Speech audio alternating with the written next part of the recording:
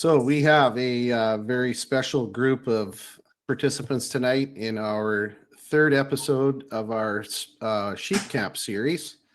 This is something that we're doing at Spike Camp, and one of our missions is to, well, our primary mission, first and foremost, is to support and promote our conservation group partners. And the Wild Sheep Society of BC is certainly one of the most important groups that we have, and it was the first one that we reached out to when we decided to try and launch this little project that we call Spike Camp. So I spoke with Kyle a few weeks ago, and I thought it would be a really cool idea to get Kyle and his crew of executive members on. Some of them, I think we have most of them, right? We're missing one, maybe, I think. And just sort of get an update on projects and initiatives that are happening within the society. And then I guess more often than not, we don't get to see you guys or hear from you very much publicly. We see a lot of obviously the hard work and heavy lifting that you do behind the scenes. When we go to the show in Kamloops, we just see you guys running around like a bunch of chickens with your heads cut off, working your asses off, trying to get all the stuff done. Certainly appreciate that, but we thought it'd be awful fun to get you guys on here and talk a little business and then maybe talk some hunting. So I'm going to toss the mic over to Kyle, and you guys have the keys to Spike Camp. So lock it up when you're done. Awesome, Chuck. Great to be here, first of all, and just thank you for all you do as a member, Monarch member of the Society, Blake a member as well, and everything that you guys do. And then Spike Camp's really cool. You know, one of the things that as a conservation organization, outreach is so important to us, right? And, you know, trying to share our message and what we're doing. And a lot goes in behind the scenes that, you know, people don't really get an opportunity to see. And anything that we can do to share more of what we're doing and, you know, get more engagement with our members is fantastic. So I look at the list here tonight. We got a pretty distinguished list. We got a number of our own members on here. It's really cool to see.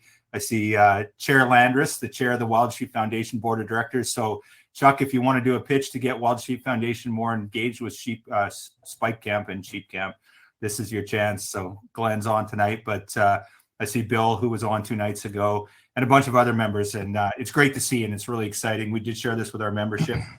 From an introductory perspective, I'm Kyle, as Chuck mentioned, CEO of the Society. I'm kind of the paid guy that's doing what these guys are telling me to do in terms of driving the ship and where they want to take it. The board of directors are the decision makers, and me and my team, we try and execute on the things that are important to the board of directors, and they take their direction from the membership. So with that, I'll just do a really quick round of introductions here, and then we'll kick right into things for those that aren't sort of more familiar.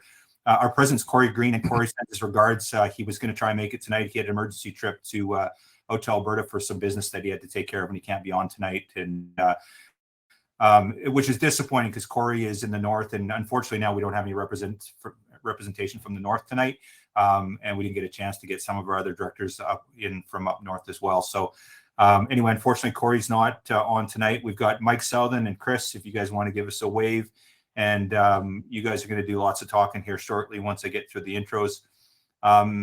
As far as the rest of the executive, our secretary is Greg Rensmag, the guy with the fancy hat. He's my co-host on Talk is Sheep. And Joe's styling with the haircut tonight. So it's Joe Humphreys, our treasurer. And so that's the entire executive team.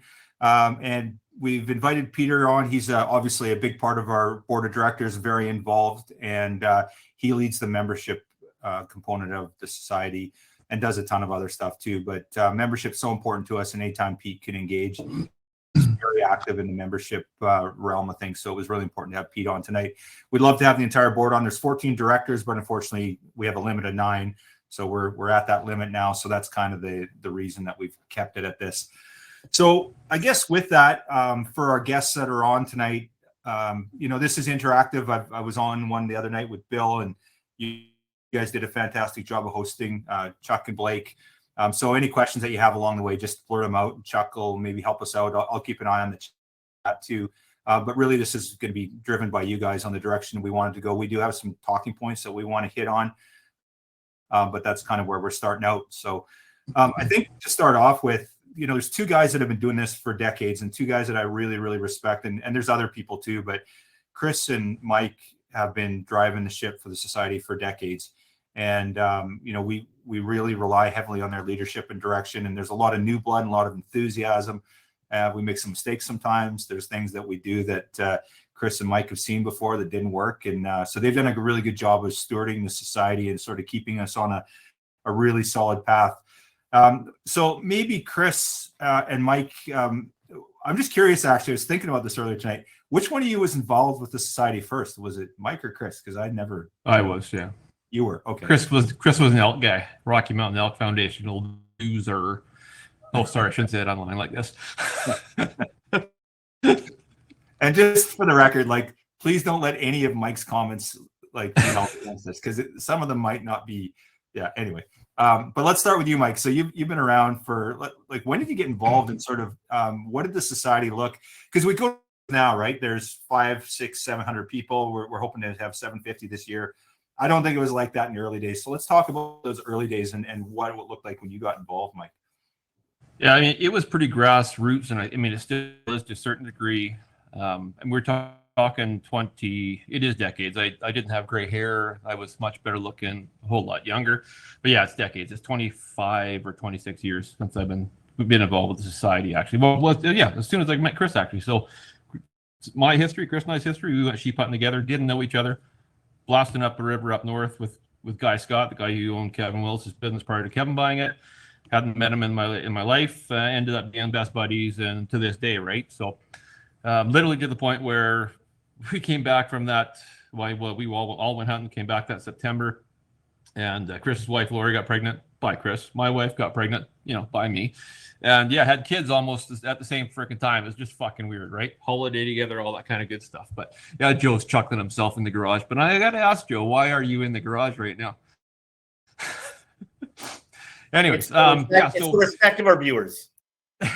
Fair enough. Yeah, so it's been a long time, and at the end of the day, I started my sheep hunting career, if you want to call it a career. It's not really; it's a passion. It's kind of in my blood. About 3-4 years prior to that, with guiding up in the Yukon for Rod Hardy, the guy who owned Tim Mervin's area before he sold it. And from there, I hadn't shot a sheep in BC, so I started looking around, started to do my research, and lots of that, of course, and figured, hey, let's just call Guy Scott, man. This guy knows some sheep. He sees some spots. I see rams on the wall. I see took Jim Shockey, yada, yada, yada. So, again, that's how we all started off. And this transitioned into, hey, what do we do to make more sheep? How do we give back? I mean, I want to make sure this is here for my kids and for my grandkids, and I want to be able to do this until I can't hike up that mountain anymore. And that's really my root reason for being here. And it's probably, other than the fact there's the odd person that doesn't want to see me go, I wouldn't even be here to this day, really, if it wasn't for the support that the executive has for my back in a lot of cases, and the passion that we all share. I think we all have that passion, that desire. But going back to that first fundraiser, for me, and I can't remember which one it was, I believe it was the one we did in Cranbrook, BC. So it's a long, long time ago. In the fundraiser, it was a small venue, a real intimate little deal where we had long tables that ran like two rows of tables down this building, as I recall. You walk in the center of this, I don't even know what kind of building it was. I don't recall now, clubhouse of some sort. And then we had people serving us at the table, and it was a communal type deal. So anything that was on that table was what you guys shared at that table. And there was a dozen plus people at that table. We started going through it and doing our fundraiser. And it's funny, Dave Heitzman, one of our past presidents now, reminded me the other day, and I hadn't met Dave at the time. But that first trip there, I won something, which is so unusual for me because I'm terrible. I don't win anything typically. As you know, nobody's seen my hurrah on Hunt BC about winning a freaking LEH draw, because I didn't. But anyways, yeah, I won a rifle that trip, or that event. Donated it back, and then the following year we were down in Kelowna. I believe it was our first trip to Kelowna. And the guys, Bill Pastoric, who was the president at the time, and Dave wanted me to run as the director. I showed up late, didn't get there for the election. So long and short, another fellow got elected. that particular gentleman had some issues that we found out after the fact. So as a runner-up, I became a director, believe it or not. That's how it all started. Yeah, so that's kind of my thing. And now it's really just, I just can't get enough sheep. I can't get enough hunting. I'm addicted. My lifestyle allows me now to do a lot of freedom. So I get to do a lot more playing than I used to even, which is pretty good because I've always spent 6 to 8 weeks in the bush hunting. So yeah, I look forward to doing this until we can't, basically. So that's what I got to say. I don't know if I answered your question, Kyle, but it rambled on anyway. So we look back those early days for you, Chris. Same experience, and sort of how did you get involved? And I've heard some of your sheep hunting stories, so I'm not even going to go there. But just tell us a little bit about your involvement and how you got hooked into. What do you always say? It's like the Hotel California, you can check in, but you can't check out, or the mob or something. What's your saying there? My saying is once you're in, you're never getting out. It's like the mob. And that's it. And that's true. Like me and Mike, like I said, our kids, I think, are 27. And I think that's when I joined the board. So something like that. And yeah, you guys will get a chuckle out of this one. I was doing the Elk Foundation, like Mike mentioned, and when the Elk Foundation pulled out of Canada, really needed somebody to fill that conservation void, empty space. So I was talking to Mike and went to, I don't even know where it was, Mike, where I joined the board, but they were looking for a treasurer. So you guys can laugh about that one. Yeah, sorry, Chris. So that's how I got on the board. I started off as a treasurer for the society way back when, and like Mike progressed through things. Was president for I think 6 or 7 years. Glenn Kunzel was our president at the time when I was the VP, and Glenn's probably a mentor to Mike, myself, Dave. I think Bill was pre-Glenn, but Glenn Kunzel lived in Williams Lake, and Glenn was really respected Glenn, and I still carry some of his mantras to the day, especially around projects and spending money. And as much as we're kind of stuck in some study stuff right now, Glenn said we need to do stuff on the landscape for the sheep and quit studying these damn things. And I still kind of take that with every project that we fund. The project committee looks at and reviews, what's our return on investment? What's it going to do for wild sheep on the landscape? And that's kind of keeps me driving, but same as Mike's passion. Like I said, we met on that first sheep hunt, and I think we did 2 or 3 consecutively, and we were pretty fortunate to harvest some sheep, but that relationship's lasted way longer than we probably both expected at the time. But we still hunt together to this day, and he still abuses the shit out of me. He's a good cook too. Don't let him fool you. Right on. So I'm not sure if it's Greg or Pete that's newest to the board. I think it might be Greg. He's kind of the shortest serving member. And I know, Greg, when you came up to our show and you kind of got hooked in right away. You're like, holy crap. And I know you've also done some volunteer work for other organizations. You reached out to SCI and I think the West Coast guys were talking to them a little bit, and then you kind of landed here with us. So, what brought you to the fold, and kind of what was the hook for you to get involved with what we're doing here? Well, I joined the Mafia, so no. It was Kamloops, the show. Just headed up to Kamloops, went to the Salute Conservation a few years back, and started meeting everybody, sitting in on the seminars, and really just learning about sheep and seeing what the problems were and the issues they're facing, and realized, well, I can dedicate some time to this. And I walked away from that show knowing where I wanted to be, basically. Within a couple of weeks of leaving the show, I became a life member. Later on that year, I was a monarch. And then the year after that, I threw my name in the hat for the board. And here I am, sucked in and apparently going nowhere. So Chris locked me in. He made me join the Mafia. We're blood brothers now. So here we are. Very cool. Pete, let's talk a little bit about membership. So, I look at the list here tonight and the participants, and a lot of really familiar names, a lot of individuals that are members of the society, and they truly are the lifeblood of what we do. And I know as membership chair, you're really passionate about membership engagement. So let's just touch a little bit on membership, what it means to you, and sort of, maybe some of the opportunities that we'll be offering our members. We've had a couple of rough years with COVID and, not a lot of opportunity to get together. And I know that's front of mind for you, is really trying to engage members and get them more involved. So let's touch on that a bit. Yeah, you betcha, Kyle. I got onto the board a couple of years before Greg, I think, and it was because of a local project we had here in Penticton where I live, and it was a project where we needed volunteers to get out and help with it.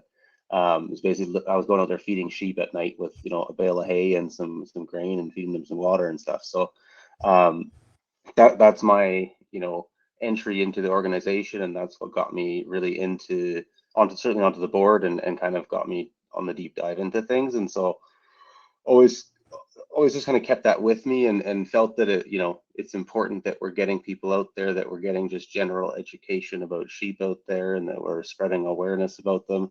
Obviously there's so many issues in the province when it comes to wildlife and wild sheep. And for me, I think it's important that as many people can be involved as possible. And so on that front, we did some stuff along the South Thompson this year for some sheep monitoring stuff, and had varying success there in different times of the year and with different things there, and learned a bunch. And I think we've got some more potential projects up our sleeve here in different spots within the province. And we'd really like to just get more engagement, get more people out there doing more things. And there's going to be, with all the disease issues that we do have, certainly with the bighorns down south, there's potential to actually get your hands on some sheep, which that doesn't happen very often. So I think it's an exciting opportunity for our members to potentially get involved in something like that. Right on, Pete. So, that's one of the things I've seen in other jurisdictions. Idaho Wild Sheep Foundation is a fantastic example. Tons of volunteer opportunity. They're going out capturing sheep. They do their test and remove, I think, a little bit differently than we do here in BC. But a number of great volunteer opportunities for people to get out on the landscape and handle sheep. And that's one of the things that I've been involved with the society now. I've been a member for 15 years or whatever, and on the board for 7, and I've never touched a wild sheep other than when I harvested one. So I feel like I got a bit of an itch to scratch there.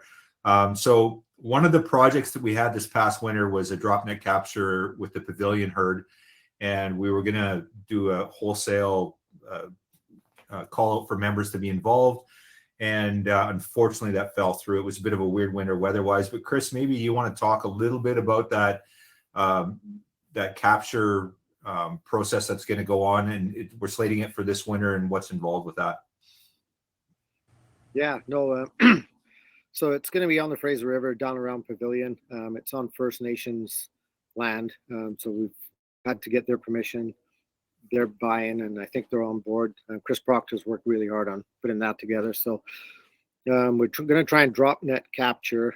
The society, with our membership funds, our member money, purchased a drop net for this project. And we're going to be able to use it on the Fraser maybe once or twice, but also in the Kamloops area, and maybe in the Okanagan. So we're going to get some use out of a drop net. So there's going to be potential for members to actually, get their hands on sheep. But the first one will be around Pavilion on this Fraser. And hopefully, if the sheep band up like they're supposed to, there'll be 30, 40 sheep under that drop net that we can get our hands on and sample and test and just see what the prevalence of Movie is. And we've done it in the past. I've been fortunate enough to participate in 3 or 4 drop nets over the years, so I won't dive into that, depending on where you guys want to go. But really excited about the opportunities and people to sign up, and managing how many volunteers we need to get into that project. So really excited about it, and really excited for our members to be able to participate in it.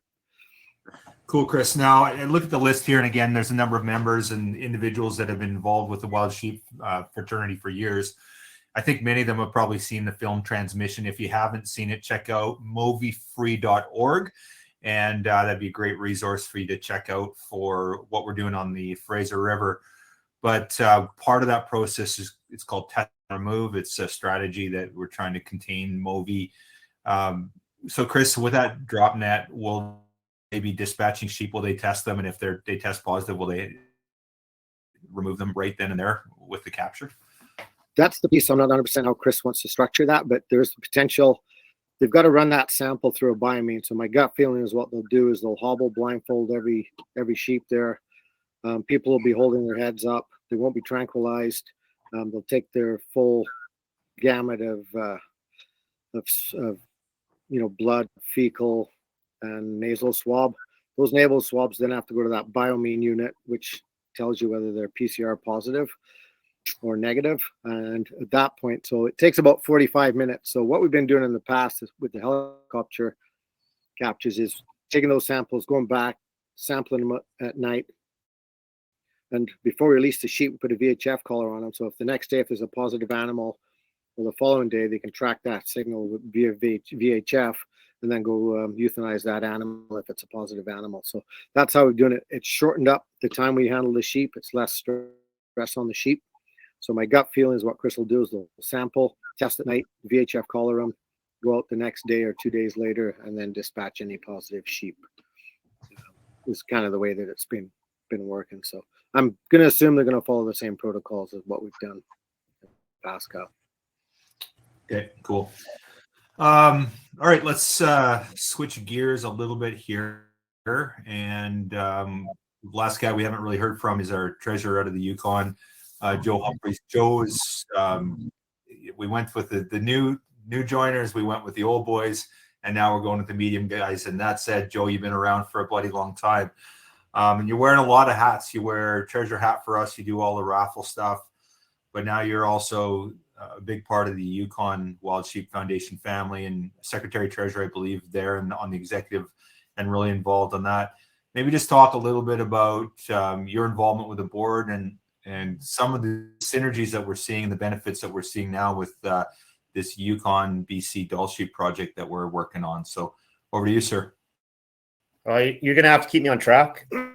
That being said, you guys hadn't heard from me yet. That was probably to everyone's liking till now.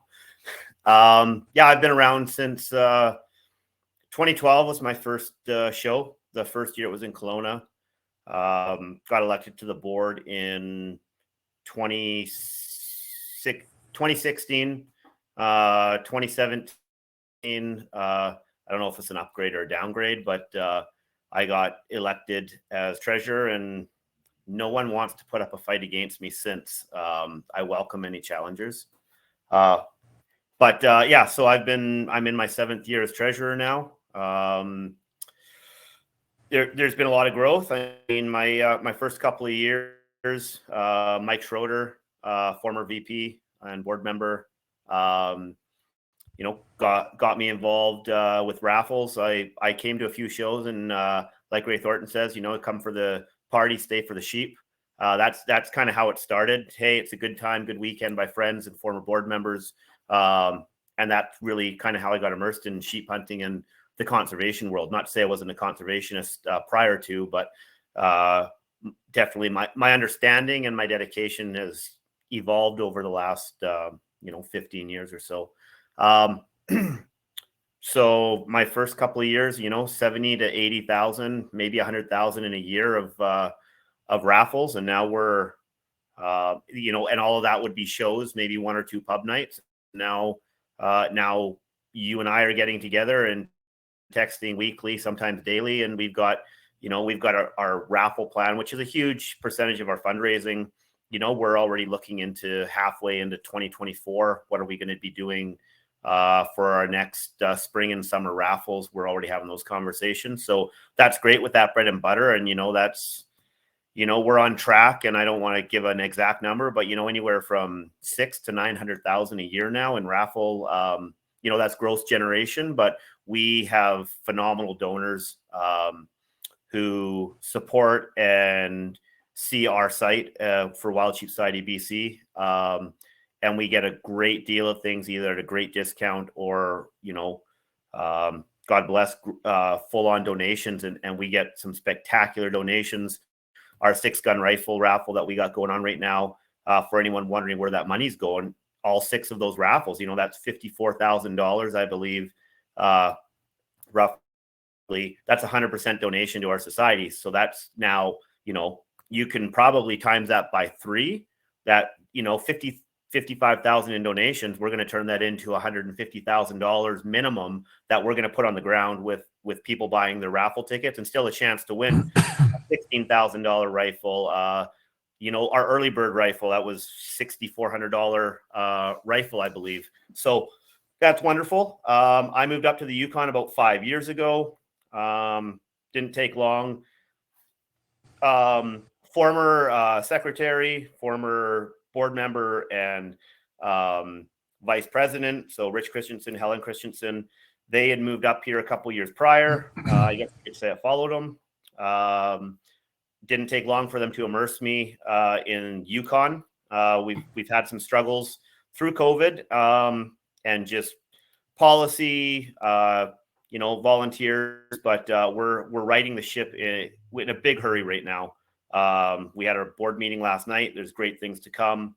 And that brings us to chapters and affiliates. 2 weeks ago, you guys raised, we've had it on social media, but 10 minutes, 274,000 US, which I think is somewhere around 322,000 Canadian. So for a project that we're predicting to be $275,000, that's what other chapters and affiliates in the South, US areas that don't even have sheep, they're putting big buckets of money into BC and into the Yukon because the sheep matter. They believe in conservation. People want to come up here, whether it be for sightseeing, whether it be, they want that chance to do that guided sheep hunt if they're non-resident. And it's also a great area where this project's going to take place because we're seeing some sheep struggles in some areas that were believed to be low pressure on hunting pressure. So it's going to be great to see what comes out of this project that's going to start winter of 2024. But I'll stop there and muzzle myself for now. Yeah, awesome, Joe. Appreciate all that. And, I think that, this is kind of a good opportunity to talk about that Dull Sheep project in the Yukon/BC. And hats off to the Wild Sheep Foundation and Chairman Landers, Glenn, who's on the call tonight. Glenn spearheaded that effectively. The Yukon chapter is trying to get on their feet up north there. And we all know that our northern stone sheep and Dull sheep need a little bit of help. They've had some pretty rough winters up there. There's some events going on, some climate change stuff, and they need a little bit more support from us. And, Glenn had said when this came on the radar for chapter and affiliates that how many chapter and affiliates over the years have had Dull and stone sheep hunts auctioned or raffled off and made tons of money for conservation, and how much money we put back there for the resource. And so Glenn thought this was a great opportunity to step up. And so all that money is going to funnel through the Wild Sheep Foundation. It will go to those projects. And Wild Sheep Foundation kicked it up. And again, from Glenn's leadership, with the $50,000 US seed funding for that. They kicked off the ball to get things going. Chris, maybe you want to touch a little bit on the project end of things. What's this going to do for Dull sheep? I'm excited about it. We had Crystal Chris on the podcast last night, Talk is Sheep. Anyone that's interested, we just launched that this morning. And Crystal talks about the importance of that project. And there's not a lot of Dull sheep projects that happen in British Columbia. So I'm pretty excited about this one. Chris, if you want to touch on it for us, please. Yeah, so this is actually the first Dull sheep project that Wild Sheep Society of BC has undertaken. So that was kind of a kickoff piece that we've never done anything for Dull sheep. We don't have any information, no baseline health assessments, any of that information. And so that was one of the main reasons.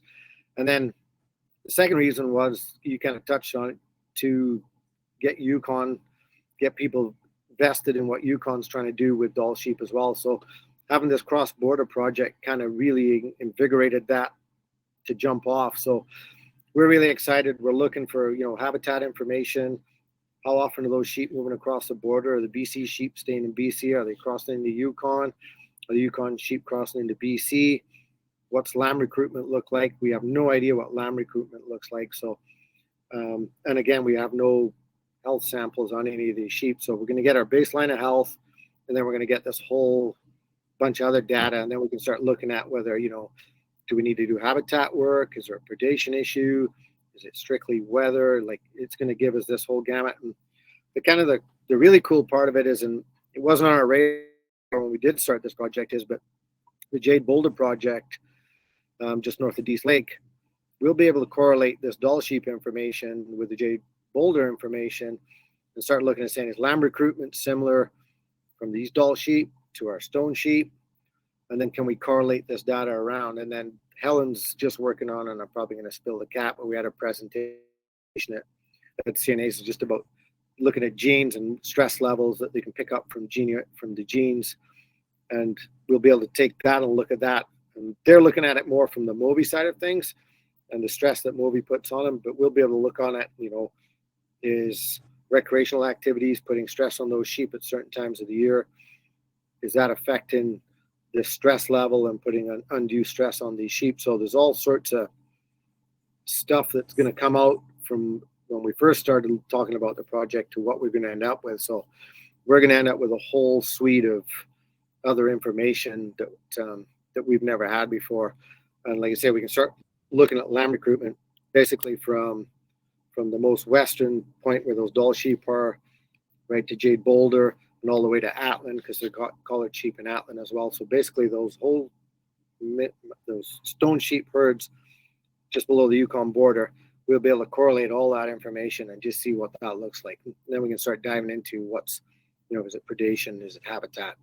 Is it recreation? What's maybe having an impact on these lamb recruitment or sheep populations? And are they moving into less desirable habitat for other reasons? So pretty cool what we're going to get out of it. It's going to really help the science piece. And then obviously the other key piece of this is we're tying it in with First Nations and traditional ecological knowledge that's going to bring some of that ancient history that we don't really have through Western science. So it's really important to kind of blend all of this together to see, where did we come from, where we're at, where are we going to be going.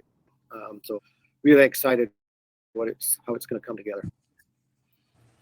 Yeah, right on, Chris. And just talking to Crystal, she had mentioned that, some of the gaps in the science there, there's a lot of data that they don't have with this. And so I'm hopeful that from the study, the tag allotment in 628, 629 is based on the data that they have. And one of the things that Crystal had said was First Nations harvest was a bit of a gap there. So if we can see the inventory, there's an opportunity, maybe there's going to be more opportunity for tags in the future too. So, from an end user perspective, it's pretty exciting if we ended up creating some more opportunity for some extra tags in that region as well. I think that'd be pretty cool as an outcome there. So, from an evolutionary perspective with the society, Mike and Chris, you guys were there in the early days, like you said, I can't believe 25 years ago. That makes you really old, Mike. But with that, what kind of projects were you guys doing 25 years ago? And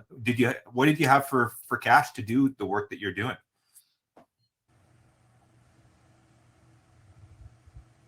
Did you want me to answer that, Kyle, or do you want Mike to kind of? Yeah, either one of you guys, but I'm just curious what you guys did for projects on that. Well, our revenue stream wasn't what it is today, that's for sure. We didn't do a heck of a lot, quite honestly. There was a number of them, but over the years. But Chris probably has a better dig on that than I do. Yeah, Mike really did the fundraising piece, and that's how our banquets grew and kind of got the people coming in the projects. And kind of talked to Joe's board last night about this. I said, I can remember when we had $5,000 for the year for projects. And I think I relayed that story at the CNAs. But, that's what we had after our convention, and we paid our bills and we had enough money to put that into the ground. And so, some of it was we put signs up at Census Bridge. It was really just kind of nuancy stuff, whatever we could do, and just kind of basically just trying to sell, getting people to join and growing what we do. So as the game changer, and Joe kind of touched on it a little bit, was the first raffle that we did, the first WSR raffle that Mike put together. And that raffle money gave us the money to do what we did, start off with projects that we had $100,000 to put on the ground, because, it went from 5 to 10 to 15 to 20 from as what we called our bake sale, our convention. But that was the game changer, was the raffle, right? And that was a huge, huge difference. And I think that's helped drive everything else that we're doing now, because we were able to put money on the ground. And like I said, kind of, we were chatting earlier, I don't know if it was today or yesterday, but potentially we're going to put 1.6 to 1.8 on the ground with partner funding this year. So for a group that's made up of 1,300 members, and obviously Wild Sheep Foundation with 10,000 plus members, but we're going to put 1.6 on the ground for wild sheep in BC is a huge statement. And my hat's off to our board and our executive for being able to put this where we are. Yeah, right on, Chris. Hey guys, sorry, Kyle, just a quick question, if I may. Can you give us the history on, I guess the chronological history on the Wild Sheep Society of BC, and at what point the society became, I guess, an affiliate, right? You're affiliates of Wild Sheep Foundation. Can you just talk about that connection a little bit and how that all played out? Because if I'm correct, I think you guys started out as a society on your own and later joined the foundation. Is that right? Yeah, Chris. Yeah, that's correct. We were our own entity, and we still are our own entity. That affiliate name is, and I mean no disrespect by this, but it's a very loose relationship. But the belief from our board in Wild Sheep Foundation, and vice versa, Wild Sheep Foundations believe in the Wild Sheep Society of BC and their other affiliates. It comes back to Wild Sheep Foundation's mantra of one tent, one campfire that Gray Thornton came up with. That's what we live. That's how we operate, and that's how the success was with this at the CNAs, is that 110 one campfire mentality. So the affiliate came, I think we kind of blended into the affiliate piece. I think I attended the first chapter and affiliates meeting in Edmonton, was the first one I attended, and that kind of brought us into the fold. Loosely before that, we were working quite closely with Grand Slam Ovis prior to becoming that really tight knit family with WSF. So that's kind of how it just kind of just progressed naturally. It was very loose and informal and almost like a handshake, for lack of a better word. But like I say, true family and friends is really what it is. Yeah, that's great. And I think, I found it really interesting when I started to really dig into, the Wild Sheep Foundation and all of its chapters and affiliates. Would I don't know that every member of WSSBC knows the reach that the Wild Sheep Foundation has with those chapters and affiliates, but that's an impressive list of organization and groups. And to see, to see a project like the one you guys have with the Yukon, and the simple fact that the Yukon is an official chapter, and the history with that is fairly recent too, from my understanding, just in discussions with Joe in the last few days. This is a really interesting project. The fact that we've got neighboring province and territory so close working together on a big project like that, that's impressive. And congrats to both groups for getting that thing off the ground. Yeah, and I think you're going to see some more. I'm going to kind of dive off topic to you guys, rein me in, but we're going to see this sort of collaboration in the next couple of years in the Okanagan. I kind of call it disease central right now with Seroptes and Movi on the landscape down there, but Washington State's experienced the same thing. And, Glenn Landris, our chair, he's, for WSF, that's his home state. So he's just as vested as we are. But Garrett from Washington State, they're on board with what we're doing. So you're going to see this collaboration again with the cross border. This will be the first, when we start in Washington State and BC, it'll be the first international project that we do.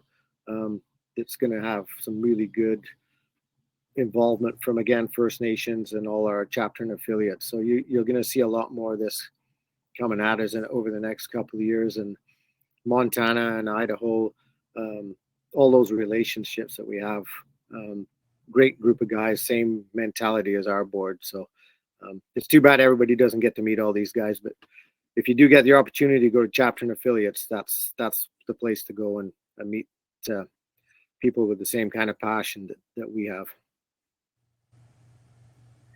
Yeah, right on, Chris. And I think it's, worth noting here that I think this year the Wild Sheep Foundation, Gray's been talking about, their investment in British Columbia, but it's roughly $1 million that the Wild Sheep Foundation has invested in British Columbia this past year. Of course, much of that went to the Wild Sheep Society BC related projects. There was $100,000 US that went to One Campfire, $100,000 that went to Who Cares BC, which is a GOABC's outreach program, and then Ministers Ag. So yeah, they're pushing $1 million into British Columbia. So that can't be understated. And it goes beyond the Wild Sheep Foundation. When we talk about chapter and affiliates, Eastern Chapter of the Wild Sheep Foundation's invested in our projects. We just got a funding grant from them for $30,000 US for the Soroptes program in the Okanagan.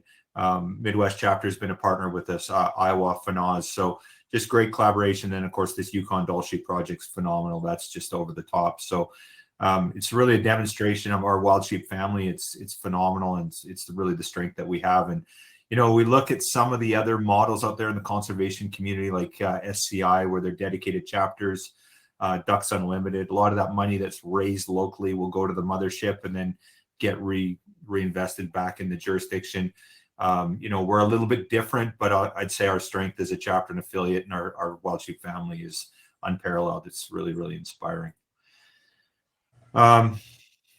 Okay, I just want to switch gears a little bit here, unless Chuck, do you got anything else you want to touch on project stuff, or want to switch gears? Yeah, I've got a couple things. Well, actually, one for Pete. I just wanted to see if he had an update on the herd down south of you there that had the blue tongue issue there a while back, and how's that herd recovering, and what's the update on that, if you could? Yeah, you betcha. So that Grand Forks herd, it was before the blue tongue outbreak in and around 250 animals. Our best guess right now is that they're sitting in like the 60 to 70 range. So it was a pretty significant die-off, and that was kind of what we expected at the time. Yes, obviously didn't find all those carcasses, but there's sheep living on a wild landscape, so they went and died in little holes somewhere and stuff. So yeah, pretty devastating, but the herd otherwise is, as best we know, they're clear of disease and stuff. They've been tested for MOVI over the years. They monitor them over the winter and stuff, and we're watching the lamb recruitment out there as well. There's been issues with that as well. So yeah, but the blue tongue thing is a natural thing that comes up. Nothing we can do about it, and so it's devastating in the moment, but otherwise they're healthy. Right on. Thank you for the update. No worries. Anything else there, Chuck, before I switch gears? No, sir. Sorry to interrupt. No, it's awesome. Appreciate it. And anyone that has any questions in the chat there, just shout it out on the project side of things, and we can revisit that after.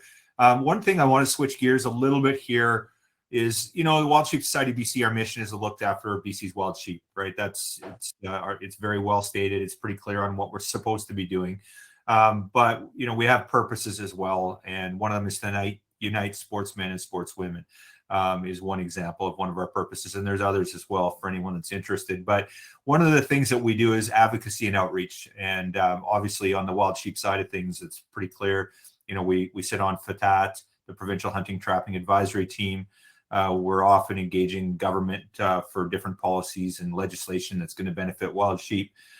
But we also take it a step further. So we have our One Campfire initiative, and Mike, I know you're super passionate about that. And then we also have our government engagement committee. So I'd like to just dive a little bit into, maybe let's kick things off a little bit with One Campfire, Mike. And you were a big proponent. You and I were, I think, at the sort of front of the line there, trying to put things together in the early days, right on the heels of the Grizzly announcement in 2017, when Horgan waltzed in and made some changes that we didn't like there. Let's talk a little bit about One Campfire and your passion for that, and why the society is spearheading this. Yeah, it's kind of I don't know. It's a lot of work what we got going on there, but the way I look at it, hunters, we've never really told our story. Most people, in my experience, that come from non-hunting backgrounds, when met with hunters and brought to the table, honestly, politely, show them your world, what it's all about, feed them. That kind of stuff seemed to come to the table well, and my Kyle and I literally came to this it was a weird deal. Grizzly bear thing was getting dealt with in BC, and I phoned Kyle one day and said, Kyle, I got this idea. And Kyle's like, so we talked about it, and he goes, well, yeah, I got exactly the same idea. And I'm like, right on. So, and basically Kyle ran with it. So it became Kyle's baby more than my baby, which is, again, let's put more feathers in Kyle's cap, but a real big bonus having a guy like Kyle who is so freaking adaptable, efficient, just an amazing guy. Like he's doing conservation work in BC that wouldn't be getting done if we didn't have a guy like him involved with us directly. So anyways, long and short, we're 30 years behind the curve of the Antis, maybe more than that. And over the years, we've gone from coming home from a hunt with your mule deer or your moose or whatever hanging over the hood of your pickup truck to throwing them under the canopy, hiding it all away, being really quiet about it, and sort of hiding who you are and what you identify as such. And I think everybody at the table here identifies as a hunter, and everything that goes along with that. I mean, hunter gatherer, I don't really care. I mean, out fishing today with the wife, and got a couple nice rainbow trout, bring them in, cook them for dinner. Really nothing better than that. And hunting is the same thing. And when we get right down to it, hunting, fishing, gathering, I mean, we all started there, and being able to live that in a modern world, because I mean, a lot of people live in the city. I grew up in the city myself, but don't live there anymore. Thank God. And it's just, we need to tell people how we respect these animals, how I don't even know how to get across some of the things that the emotions and the feelings in hunting. I mean, we all started off, whether it's shooting with birds or shooting a spike buck or whatever it happens to be. And those of us that have been at it long enough, I suspect all sooner or later are going to get to that point where they're looking at, in my case, it was two animals. One was a big grizzly bear that I shot up on the northern coast of BC, that I walked up to with my buddy Kevin, and looked at, and I just like, as I'm looking at this awe-inspiring animal, it's coming to me like, man, this is an amazing hunt, and I'm passionate. I'm a passionate grizzly bear hunter, but I'm like, man, I don't know if I need to frickin' shoot another grizzly bear.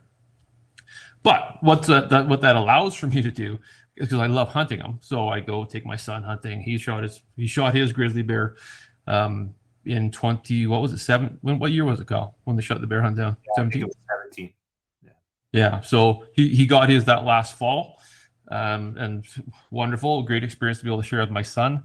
And then he shares those same experiences with his friends, and now we've got a bunch of his friends that were never hunters that I'm taking into the up north this year for a month in the bush with me, and they're going to go and get to experience what we experienced firsthand. And it's really, again, one campfire is about telling those stories, and that transition from city dweller, soccer player, soccer mom, whatever you are, to embracing what we do, or even if you're not embracing it, supporting it. And I don't know how that's going to really happen full bore, but again, we're 30 years behind the curve, but we got to keep messaging, we got to keep talking the talk, and making people understand that we're just not a bunch of Elmer Fuds out there chasing Daffy the Duck around the woods, man.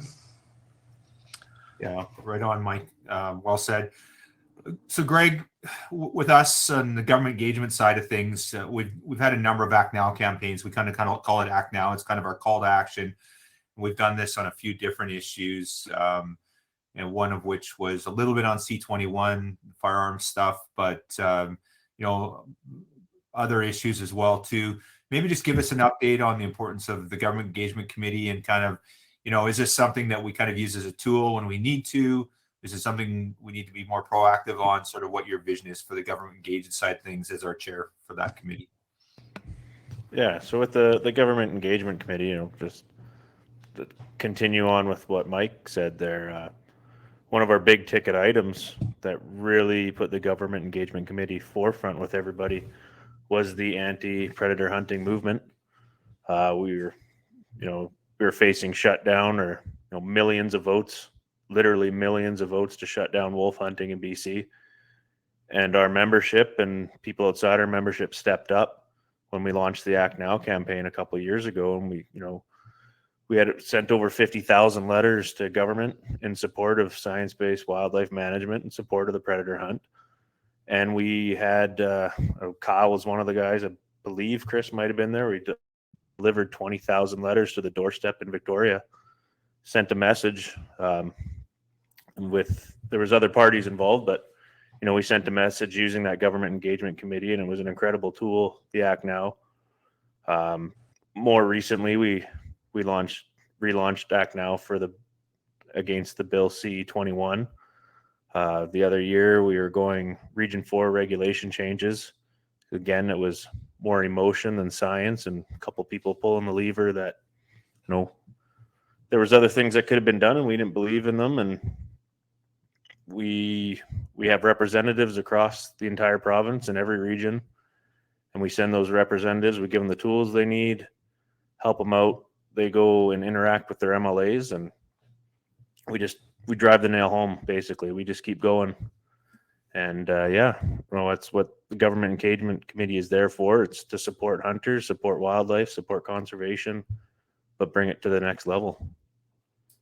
Yeah, well said, Greg, and appreciate your leadership on that. And I guess for our listeners that, we're always looking for people to get more involved on the advocacy side of things, like meeting with your MLA, federally with your MP on some of these other issues, maybe not so much wildlife, but C-21 was a great example.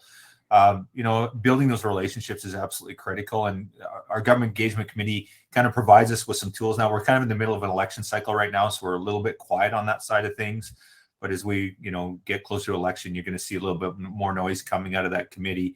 But then when there's some hot topic issues that we're really concerned about, maybe around policy and things like that, you'll see the committee get more involved. And then we use that Act Now campaign kind of when we need be. So good stuff there, Greg. And I guess our listeners, anyone that's interested, just reach out to Greg or anyone from the society. And the more people we kind of have on our list, we do have a government engaged committee that we'd love to have a representative in each single MLA's riding meet with their respective MLA and sort of build that relationship so that when something comes up, you can go and say, hey, this is an issue.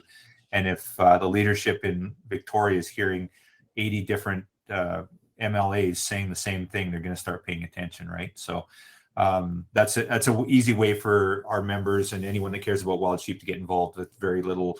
It doesn't cost you much. It just takes a little bit of time, and it's really, really effective. So, okay, let's transition a little bit here now, and I'd like to hear from, I guess, any one of you guys on, things that are on your radar that are of concern for wild sheep, things that you've been thinking about.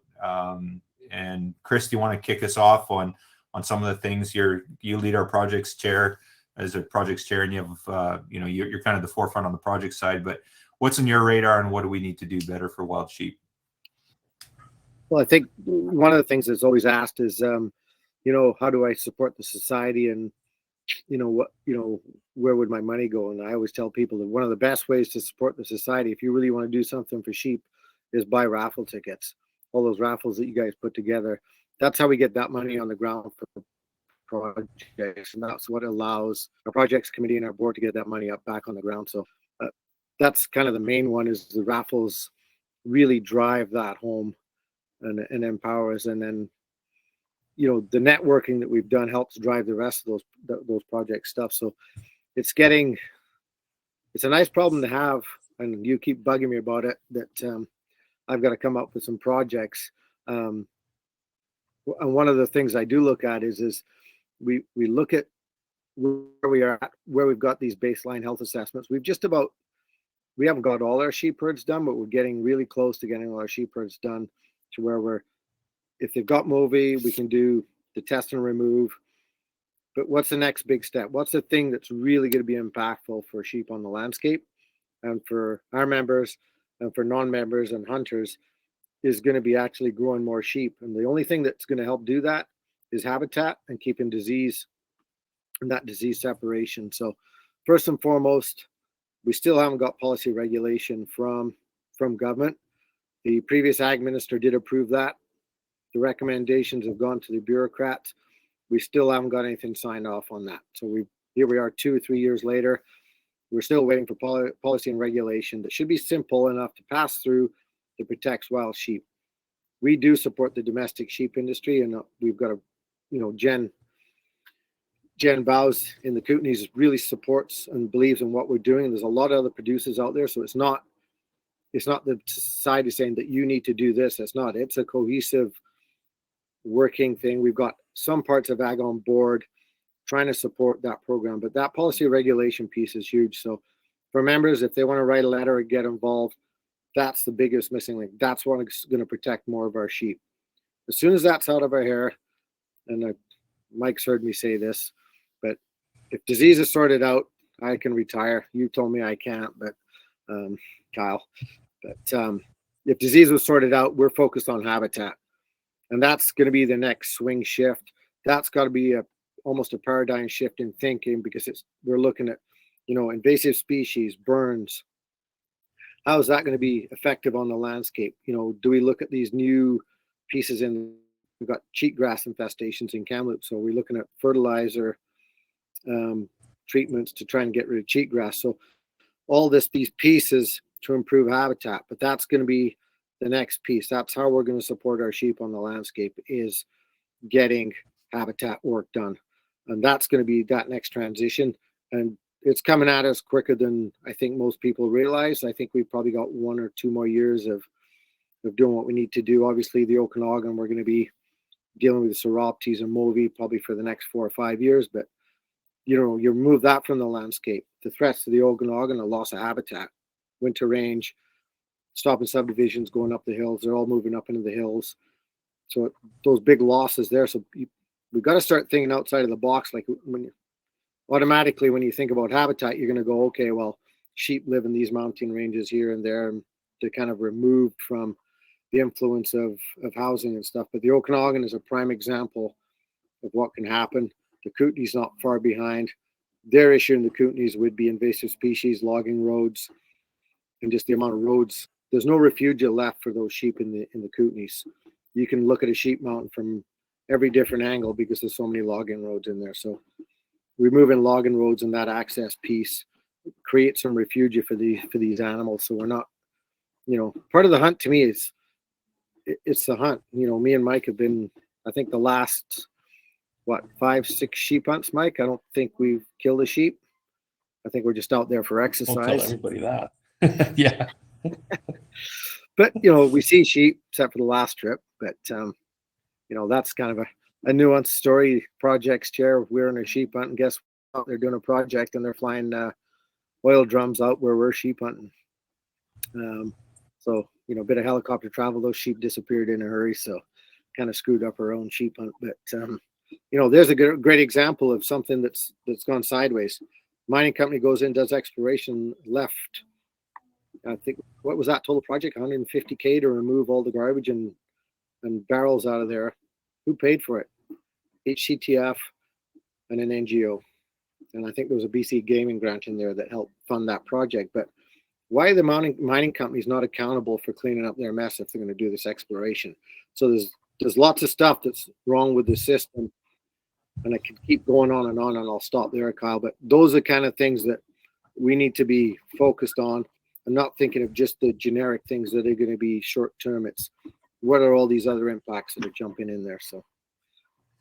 So if I could jump in for a quick sec here with a question. I'm sure it's a real daunting process, but could you guys talk a little bit about how you decide the allocations for funding to projects, and how those priorities are sort of evaluated and managed before you execute the funding for them? Because I can only imagine, just right there, just in 5 minutes, Chris, you came up with a whole bunch of different things that are issues for sheep out on the landscape. So, I could just imagine one board member's priority might look a little different than the member sitting beside. So I'm just curious how that looks, if you guys could talk about that. Yeah, so I think we're in a really unique way how things progressed or ended up being structured. The board is very like-minded. We do have differences of opinion, which is great, because then it's not a rubber stamp, and you get all these nuance pieces. But where the society is situated, we can end up coming up with these ideas, and we talk to our regional bios, and that's somehow how these projects come to fruition is we help guide those projects. So, for instance, the Dual Sheep project, Bill Jacks is the one that gave me the idea, but I was talking to Bill. I said, hey, Bill, we want to do a project. We want to do a cross-border project with Yukon. Is there something we can do for Dual Sheep?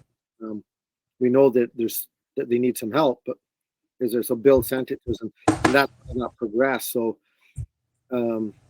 one that's on our radar, and it's going to be on our projects call tomorrow night. And Bill may kill me for stating it this way, but I'm thinking about, okay, we've got this great project in the Yukon that's going to happen. We've still got another herd of Dual Sheep in the Tatsunshini that we have no information on whatsoever. So we're buying all these collars.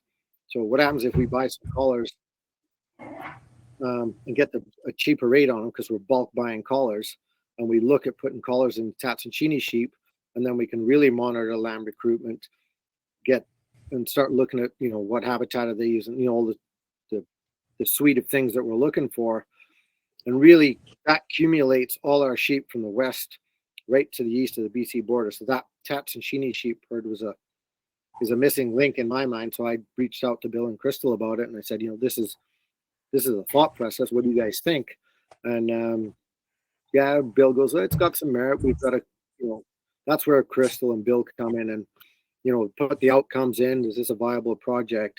So we rely heavily on our regional bios to come up with these ideas. And that's how the Fraser River started off. I was bugging Chris Proctor, and we had a meeting, and we were talking about, what's going on with Fraser River sheep. There used to be 3,500 sheep there, and we're down.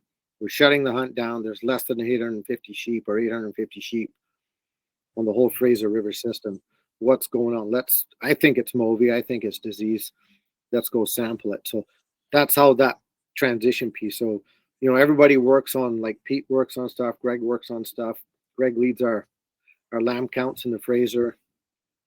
So they all kind of spin off one another, but we want to be able to drive where our money's going. So it's more impactful. And I think that creates the belief in what we're doing on the landscape as well. That's why I think the board is so engaged, is because everybody's driving these nuances, and we go through the merit thing and we look at, the return on investment. What's the outcome for wild sheep going to look like? Is it going to be positive? And is it going to help sheep? And then we're going to put more sheep on the mountain. So those 4 or 5 things kind of guide that whole process to where we're at. But I wouldn't say we're in control, but we help guide a lot of how our projects come to fruition.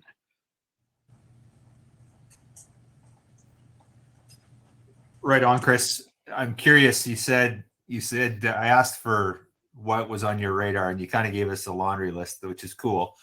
But okay, you can only solve one problem, and I'm going to narrow it down because I know it's 3 probably, but 2 in your world: disease, habitat. Which ones? And I know predation's 3, but which is the one you could solve? One of those 2. What are you going to solve?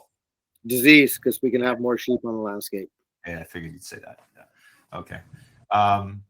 Right on. Okay, let's what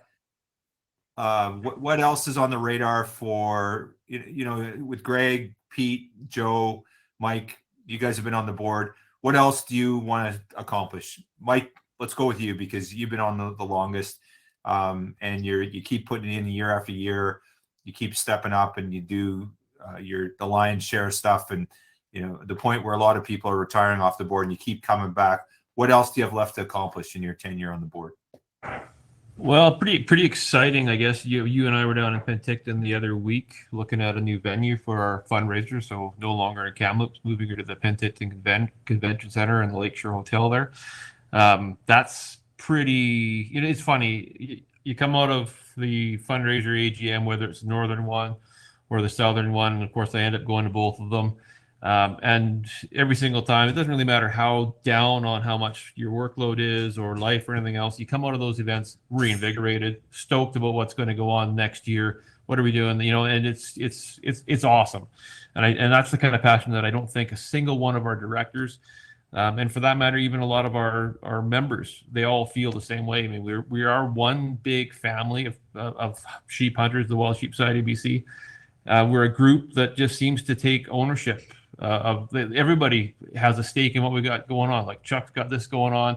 Chuck's son's involved with it. I mean, it's just absolutely unbelievable the connection and the connectivity of the groups and various people that are involved with this. But to answer that question more directly, yeah, I mean, I've got a little bit more time. Well, I got a lot more time. I'm retired now. I'm only 53, so yeah, I get lots of time. And probably, I keep saying to you, I'm always busy, and I am, but I can only cut so much firewood. Like, I really have a lot of firewood cut. So, and that's great, but I want to see that Penticton show kick off, and really, I want to see it for a number of years before I go anywhere, unless you guys just decide you don't want me around anymore. I can see that thing really turning into the sheep show, mountain hunter extravaganza type deal. We haven't. This is maybe letting the cat out of the bag a little bit. We got a lot of thoughts and a lot of irons in the fire on this one right now. So, really stoked to be a part of that. More so than anything else right now. I mean, my involvement with the society has always been on the fundraising side of things, and I'm not really sure how that worked out that way, but it just ended up being that way. I'm like you, Kyle, been around a little longer.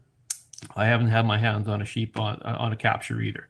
Chris is a helicopter sheep hog, man. He takes them all. Like, he just never lets us go. So, anyways, I can say that he's my friend. But that's my thing. I want to see that kick off. I want to see that to its full potential. I'd like to see us. I just think it's going to be the next greatest thing we got going on. It's going to be amazing for the society. So, and build this brand, man. Build this group.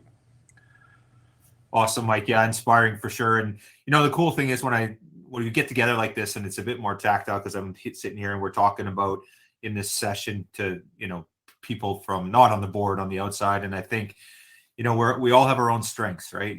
There's things that we all bring to the table, and Barker is heavily invested in projects. You are heavily invested in the fundraiser, like that's your baby.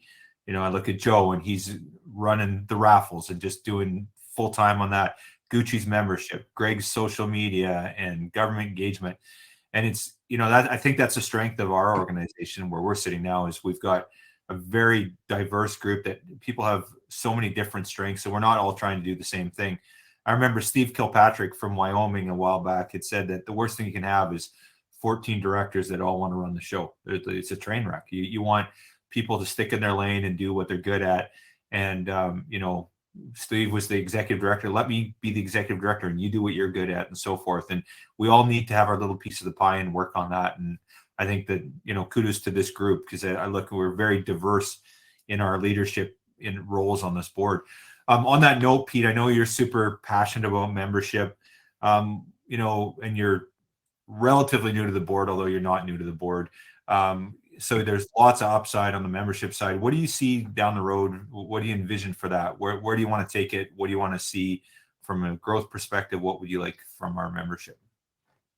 Yeah, I mean, I think obviously you want to see growth year over year and all these things. I've got some, personal goals of where I'd love to see the society end up at one point. And that's quite large. And I think we're on the right trajectory with that right now. Like we're, as Joe was alluding to earlier with the raffle numbers that we generate.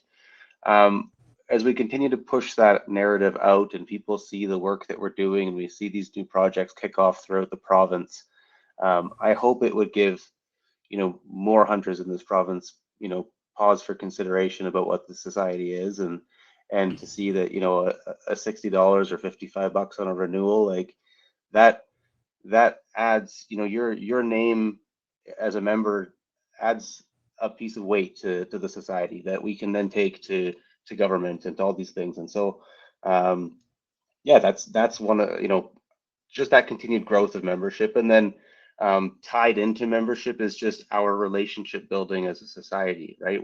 The different organizations that we're building relations with, whether that be government, whether that be First Nations, whether that be other organizations like GOABC or whomever else, right? There's all these different groups that are in the hunting space, in the conservation space, and just having us, I think, continue to build all of those relationships as best as we can. We're not going to get it right all the time, obviously, but to do whatever we can, like to me, that is super important. And I think we're making great strides in a lot of that, and just want to see that grow more. Awesome, dude. Definitely inspiring and really cool the direction we're going with it. And, to your point, you show up to government and you say, we have 300 members and we're advocating for this. They're like, oh, 300 members. Yeah. Okay, fine. You show up to government with 1,400 members or 10,000 or 20,000 members, then they start paying attention, right? So that $55 or $60 membership may only be $55 or $60. And does it move the needle for wild sheep from a financial aspect? Probably not, but it's much bigger than that. The larger we grow, the more advocacy we have, the more strength we have with government, the more respect we get. And just to shout out, take a look at Blake there behind him over his right shoulder. He's got a new life member plaque, one of our newest life members. So thanks for that, Blake, and for your support of the society. It's awesome, dude. So very cool.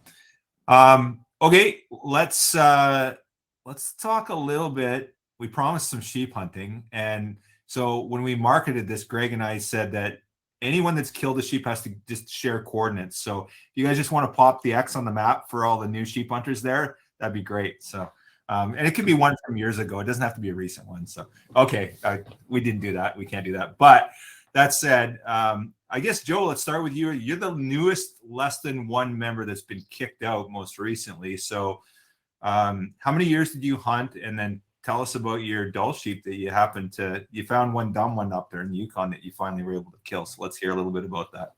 I just needed some hair, right? I just grabbed a man bun and got it done. I did a little bit of stone sheep hunting when I was in BC. That definitely a missed opportunity if you think of kind of where we've been. And if I was to go back 10 years in time and invest a little bit more time and knowledge, missed opportunity.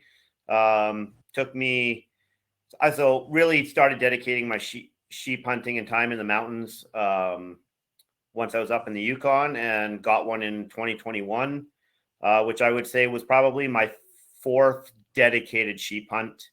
And every sheep hunt I've done has been a solo excursion. The one time I had a planned partnered sheep hunt to go for 8 days in the hills with a partner, he decided to have a heart attack, jammer, 3 days before we went into the bush. So that was just a signal right there that Joe's just better by himself, I guess. But yeah, I got one in 2021, 8-day solo hunt. And I was a pack horde. I had 300 times more food than I needed. So with all of that in my gear and a few luxuries, which I would probably still take with me today, what was 14K back from my truck was turned into a 40K pack out because I had to leapfrog and go back for gear back and forth. So it was something. I lost 12 pounds in 8 days, and I wish I look at myself now and I wish I would have kept sheep hunting because it would have been better for me. And I'm looking to the year ahead. It takes a little bit to scrape up the $10 for a sheep tag up here, but I'll find the money somehow to make sure I got a tag by August 1st. And I'll drive somewhere. I might drive a little further this year, maybe 4 hours from home instead of 3. But I'll find a place. I'll make sure there's gas in the tank, and I'll get it done. You're incorrigible, man. That's terrible. I just hope he gets the job in Alberta. That's a very asshole-ish thing to say, I must say. So, one of the things, I think it was Gundahoo on Instagram, the spoofsters there are making fun of, the Wild Sheep Society BC board of directors, telling people how to sheep hunt. And they've never killed a sheep before. So we maybe have one of those. Greg, tell us about your quest. What's on the radar? And it's funny. Again, we're putting sheep on the mountain. We're not taking them off, but we're all hunters at heart. I think every one of our board of directors is a hunter. I don't think there's an exception there. We all care about it. We want to preserve hunting opportunity for our membership and for British Columbians and all of us, obviously, right? But obviously, Greg, you're still waiting to get kicked out. But and I noticed that you're planning these trips. They're not really sheep trips either. You're shooting caribou and moose and stuff like that. So talk to us about that for a second. Oh, it's I seem to just be taking pictures of them with my camera for some reason, but no, I've gone on a couple dedicated sheep hunts.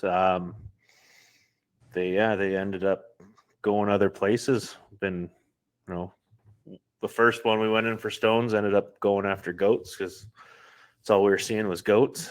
And then we went in again. We went in for a fly-in for stones. Ended up caribou hunting, and then we went in for another fly-in. Probably not really a sheep area, and there's sheep nearby. So shot a moose. So, one of these days I might actually glass for the sheep and shoot one. So hopefully maybe this September we're flying in again. Got my sight set on a stone. I know where they are there. I've seen them there. I've never seen any legal ones there, but population is good. So fingers crossed I might get kicked out of that club, but till then I'm going to have my camera with me, so I'll keep sharing the pictures on Instagram and Facebook for everybody to look at my failures to pull the trigger on some animals. Yeah, you have no difficulty getting close to sheep, but killing's another story. But I've got one piece of advice, and I'm not much of a sheep hunter, but I've had the opportunity to be on one and be successful, or two maybe. But I've got a piece of advice for you if you're interested. So let's hear it. This is good advice for a new sheep hunter, that leave all your other tags at home. Just take your sheep tag, because that's a curse, man. Like, you'll never kill a sheep because you're busy chasing everything else. And whenever I've carried extra tags, it's like, yeah, you just mission drift, man. I'm telling you, it's the kiss of death. What's the problem when I keep going these places when there's animals I've never harvested before? So the caribou one was a first for me. So it was, caribou quickly took my attention because I had never taken one before. So we made that happen. This time I could ignore the caribou. I'm teasing you a bit. But I guess for, some of our members there that are the newbies that haven't been on a sheep hunt or haven't been successful, I think if anyone was going to give us a little advice, it'd probably be Chris or Mike. Certainly, if I was looking for some sheep hunting advice, I'd call one of you two guys up. But Mike, you want to jump in and just kind of give some words of wisdom on your greatest keys to success to be successful out there? Yeah, I mean, I do agree with you, Kyle. Pick one animal. If you're going to go sheep hunting, you might not like hunting sheep in August, but you're limited to what you can hunt in August. So it's always a good time. It's one of my favorite times to go. Man, I don't know. I went to Sheep University in the Yukon and hunted in my first year with Rod, who was like the sheep guy up there. Just an amazing hunter. Chris and I have always hunted with our packs on our backs, with our gear with us pretty much day in and day out. And that means up the mountain, down the mountain, across the creek, up the whatever. Like, the pack is always with us 9 times out of 10, except when we put it down and then we can't find it, like we did with Patrick that time. That's always fun. But yeah, and that's when I say that. So what that does allow you to do is it saves you that 5-kilometer hike back to camp, because you got on your back. Maybe you can't go quite as far, but it allows you that flexibility to go that next ridge. I mean, which Chris and I have done without the packs on our back, and we've spent numerous nights out in the cold, with or without fire, generally without food, pushing the limits. And that's really, I think that's really what it comes down to, is pushing the limits. I mean, you think you can go this far, or you can work that hard, work a little harder. Don't be in a foot race. It's not about racing at all. Like, take your time. If you're in a spot where there's more people and too many people, well, you're in the wrong fucking spot. Like, too many people just is the bane of sheep hunting, quite honestly. The only thing worse is cattle on the landscape when you're hunting sheep. That's the only thing I hate more than too many fucking people in the mountains. So, sorry, I don't have my woke meter on, so I apologize for the cursing. Hopefully Robin's not on. Anyways, yeah, that's it, man. Keep your heads down and work hard at it, and pay attention. Just learn. I mean, anybody who's passionate sheep hunter is going to, or is passionate about sheep hunting, is going to have their ear to the ground, and every little bit of knowledge, absorb it one way or the other. Absorb that bit of knowledge, learn from it, and beyond all else, yeah, pack light and take your time. Take your time. Don't run up and down the mountains, or especially across the tops of the mountains. I hate you fuckers even more, actually. The guys that run across tops of the mountains. Drives me crazy. That's it. That's it, eh? And to that note, I guess just, if you want to learn from people like Mike, where do you go? And you go to, go to one of our fundraisers. And that's where I started networking, and, just the the number of people there with experience that I've learned from over the years, and you just go to the show and you learn something new every year without fail. So just a plug to the fundraiser, and it's just a great place to network with like-minded people. And if you want to learn from sheep hunters, go to a sheep hunting place, and the fundraisers tend to be that. Barker, do you want to throw anything else on top of that? So for the people that are psychopaths that are sheep hunters, Barker has to take it to the next level, and he does it with a string and a bow. So let's talk a little bit about And sometimes without even his pants. I don't even want to know. See, that's disturbing when I know that you two are out there hunting and Chris doesn't have any pants on. I don't even want to think about it. And you talk about whatever. I'm with you, brother. All I'm going to say, I can add to that. And, the first sheep hunt that me and Mike, where we actually met, and again, I was packing a bow and a rifle at the same time because it was my first sheep hunt. Well, it wasn't my first sheep hunt. My first sheep hunt, it was with some friends, and that, that's kind of a whole nother story. But the first one, me and Mike went on together. I was packing my gun, my bow, and I think it was probably day 1 or day 2. Mike goes, "Why don't you just stash your gun here? If we see something you can't get to it with a bow, you can use my gun." And since that day, I don't even pack a gun anymore. If I need to use Mike's gun, I probably shot more animals with Mike's gun than I have with my own guns, just because of that relationship, that it allows me to pursue my passion with a bow, knowing that if there is something there that I can't get to, and we do want to take an animal, not so much anymore, but that opportunity is there. But leading back to that piece is, that to have a great hunting partner like Mike, it's not, I don't do, this is going to sound really, I don't know, naive, or I'm not sure if that's the right word, but Mike decides where we're going. I go to Mike, "Are we going sheep hunting this year?" And he goes, "Yeah, this is where we're going." He's already done the research. So I'm very fortunate in that regard that I don't have to do the spots. And, Mike's done the research. I kind of know, yeah, that's a good spot.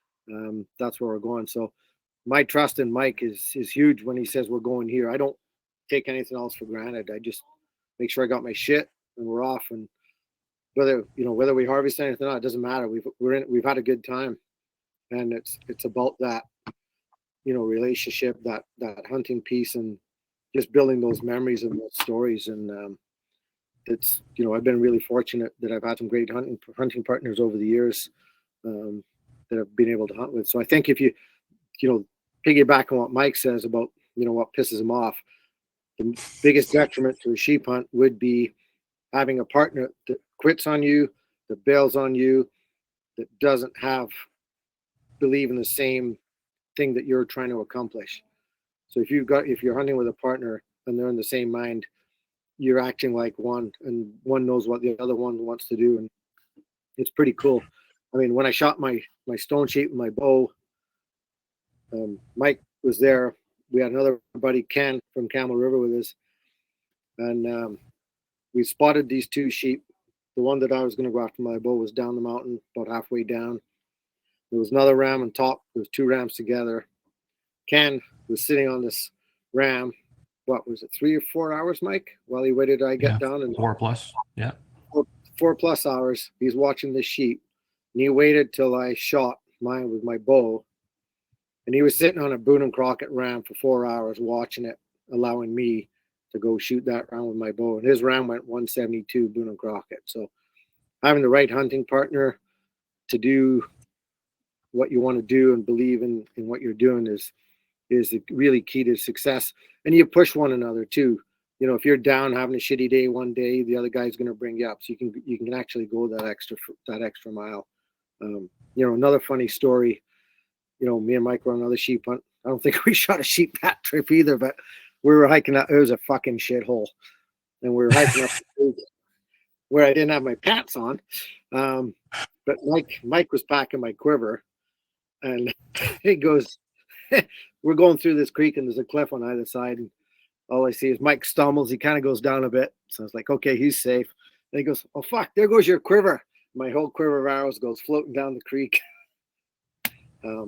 but I had I had extra hours in my backpack, but shit like that, I had extra hours I brought. That's whatever. It's shit happens, right? We're both okay. We both had a great trip, but shit's going to happen, and let it roll off your back. I'll shut up now. For sure. And you know what? Hunting with a bow hunter for me, we've had numerous opportunities with sheep. We've killed sheep with it. But when we started getting into hunting, I know we're not talking bears, but hunting bears, bear hunting got really, really fun for us. For me in particular, because I could really give a rat's ass about shooting black bears for the most part. But we did a lot of that when, in the younger years, when I was missing my kids' birthdays and all that kind of good stuff, just so I could get out spring bear hunting on the island with Chris. But yeah, you go from shooting bears at 100 yards to shooting them at 20 yards, and you're very successful at it that way. It's a hell of a good time. Lots of fun. Lots and lots of fun. But yeah, just to follow up on your little story there, on your story. Yeah, just so everybody knows, we do kill the odd sheep. That was our second hunt together, the three of us, and we tripled on that one, and we tripled on the one before that. And I think we had at least two other hunts where we got double hitters. Yeah, and some good crocker sheep too. Yeah, not that we're not patting ourselves in the back, but it's a little raw time, man. It's got to get pumped up for sheep hunt. It's right around the corner, man. Gotta have something to get me up that mountain tomorrow when I'm hiking.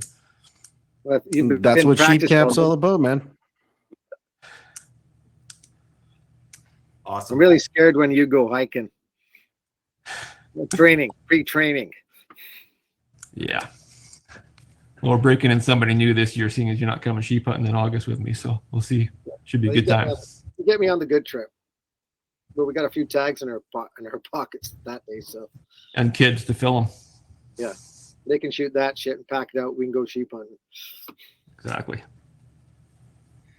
Well, Chuck, I can kick it back to you, and if there's any questions anyone has, I know we don't have a ton of time left on the. I think there's 20 minutes left, so if there's any questions, or if you guys have any questions that you have for the directors, it'd be cool. Yeah, I don't see a lot of questions. We're getting some comments from folks that have been watching the interview here, and it's just a lot of thank you, and thank you to all of you guys and for all the hard work and stuff. So I'll kick back at the end, but I'm curious to see what Mr. Pete has to say too, because I know he spent some time a little farther north last year. Maybe you could tell us a little bit about that adventure too while you're at it. Yeah, you betcha. Not chasing any sheep up north, but yeah, we started guiding up in Northwest Territories with Arctic Red outfitters. So yeah, doing caribou and moose up there, and yeah, it's dream come true as far as I'm concerned. It's kind of some of the furthest out there kind of terrain you can get into anymore, and so to just be that remote and just be out there with just wildlife, and to Mike's point earlier, to never see people on the mountain ever is like that's all I need when I'm out in the hills, and yeah, it's awesome. I can't speak highly enough. It's kind of screwing up my own personal sheep hunting plans nowadays, but whatever, you gotta just do what you can do, and yeah, I don't know, for the next few years, I think that's something I'll be doing a lot more of, just because I can, and yeah, might as well do the things you love doing, right? Yeah, right on. Well, like I said, I don't think there's a ton of questions. Oh, wait a second. Somebody's asking me. Oh, we can answer this one offline. Somebody's asking us what Spike Camp is. So we'll send them a PM. Hey, Blake, what do you think? I guess, just a couple things I wanted to kind of say here. I mean, Blake and I have been planning some sort of a project for a few years now, and the motivation behind Spike Camp really came from the Wild Sheep Society and what we saw, not only from your efforts, but what we saw out on the landscape with sheep and with hunters. And I've taken notes throughout this whole interview, and I could probably do another 30 minutes on, just the motivation and, the desire to get something like this up and on the, up and running. And just a few little notes here, like just looking at, I'll go around the horn, like the work that, Greg's doing with the government and the social media. It's really understated how much work that is. The social media, just my brief 3-month experience in helping Blake with Spike Camp. It's a ton of work behind the scenes, the little graphics and the posting and the transfer of information. All of that is so important today to get the message out there. And all of these things connect, right? When you look around the characters on the interview tonight, jump over to Joe with like the lotteries and the raffles and all that work. I mean, it's unsung, just unpraised work. The government, when it comes to lotteries and raffles, I used to be a board member of a youth sports group. And I can tell you, just trying to get something as simple as a 50-50 draw approved and get everything in line for that. Again, hats off to you, Joe, for that work. Membership, Pete, you got the hardest job, I think, trying to get people to open their wallet, right? Like I used to joke with one of my coaches when I coached baseball. It's like your back is sore because, you just sit on your wallet all day. It's incredible. And then the project work, Chris. I mean, again, all these things are just incredible reasons that the society is successful. The fundraising, having someone like Mike Southern there to push the fundraising for all those years is so important. Like it'd be really interesting to see how much money has been raised, total over the years. And lastly, I think one of the most important and probably one of the best decisions that I've seen as a member of the Wild Sheep Society is the decision to put Kyle in the CEO role and keep him here so he didn't take a pilot's job somewhere else in the world. You tie all those things together, and as a Monarch member now, and Blake is a life member, we're super proud to be part of this group. And again, our main mission here is to support you guys in every way, shape, and form that we can. So please, on behalf of Spike Camp and our membership, whatever help you guys need in supporting the cause, whether it's time on the platform like we have tonight, we're going to get you guys back on. This has been a more than I expected as far as fun goes. So anyway, thank you guys very, very much for all your hard work, and we got to do this again. So, and good luck on the Sheep Mountains, guys. Kyle, you got anything you want to add? No, just thank you, Chuck and Blake, for this. And you reached out a while back with the concept, Chuck. I love it. And also too, I know both you guys, and Chuck, you in particular, this isn't a one-trick pony. The Tom Leonard thing was the fundraiser that we did. That was driven by you yourself. The donation, you reached out, you heard the Tom Leonard podcast with Tammy, and said we need to do more. And we raised our fastest sellout raffle in the history of the society. 6 hours, we had sold $20,000 worth of tickets to try and bring some closure to the Leonard family. So real inspiring. I know you're still working behind the scenes, certainly weekly, if not daily, to do more for that family. And so awesome. Keep up the great work. And the society is built by the membership. It's built by the Chuck Peelings, the Blake Peelings, and everyone else that's on here that's a member. It's your society, and you guys are making a difference. You truly are. It's inspiring. Hey, Kyle, I got one thing I think that's really cool to share from the CNAs. I'll kind of start it and I'll let you finish it off, but it's not related to the Dull Sheep Project, but it's also related to the Yukon and the belief in those members at the CNA members. So we had a few beers. We're heading back to the hotel. I think it was Friday night. And I'm not sure whether it was you or Landris that started it off, but there was a challenge thrown out for everybody who wasn't a Yukon Life member to join. So if you're a life member of Wild Sheep Foundation, to be a life member of Yukon, it was $350 to join. So I think I don't know whether it was you, but I'll turn the story over how that progressed and just where that ended up, because I think that's a really cool story, and it just explains that family and friends mentality. Yeah, super cool, Chris. And I think it's $300 for a membership, right, Joe? Yeah, so it's $300. I was saying $350. I'd give you that. It's $300 for membership for the time being, but we are, I believe, the cheapest membership. And once we're proving our worth to members, expect us to follow inflation. Yeah.